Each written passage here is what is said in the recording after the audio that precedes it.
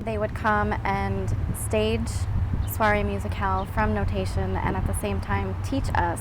So it started sitting down on the ground, going through the symbols and the directions and the pins and all the basic elements, and then we started putting together the piece. We worked together as a group, working step by step through the score. I had never studied Labanotation before, so it was completely new. It was completely new to a lot of us. And this was different because we were getting it off of paper. I mean, yes, we had the notators there, and they were teaching us, and they were helping us when we would come to a problem and give us more detail than... But every time you go forward, it's on the ball, on the pelvis back. Forward, 2, 3, 4, 5, 6. I found the trio to be the most difficult to learn from the notation because it's so stylized. You know, from the movements of the arms to the footwork, it's not classical, as you know, like you're not doing a classical soutenu. Your palm of your hands are facing a different direction than where they normally would, or your fingertips are facing the floor, whereas normally they wouldn't. You know, so that was very, very challenging. And when we first got the score for Bolero, it was a little overwhelming. So it doesn't change. So this is the upstage corner, not that one, because that would change our facing. Your facing, and your towards me. Well, it's just bigger to do. So when you do the round shot, the legs parallel with the audience.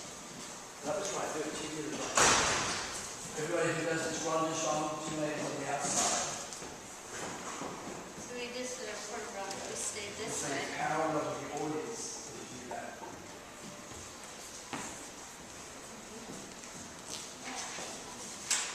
You're facing the corner. You start off facing the corner. Okay. You still face, which one are you facing? So just watch once again. She still faces the corner. Still faces the corner, but the leg is not to the side. They're not on the side. You face here, and your leg is on that right angle. It puts it parallel to the audience. Like that. So your body doesn't change. Your body does not change when you're facing the corner. To the audience, it looks like second position, but it's not. It's really a bus. Like that. Not fully. That would be in front of us. Right. So it's diagonal.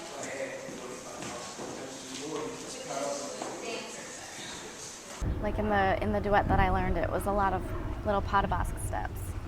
And when you learn it and you just do it, you kind of do it in place, and you don't really know, okay, I'm supposed to face this way, but am I supposed to travel this way? How much can I travel? Is this big? Is this small?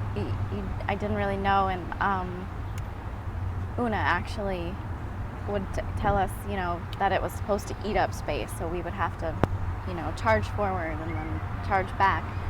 This moment is very different from what we just had.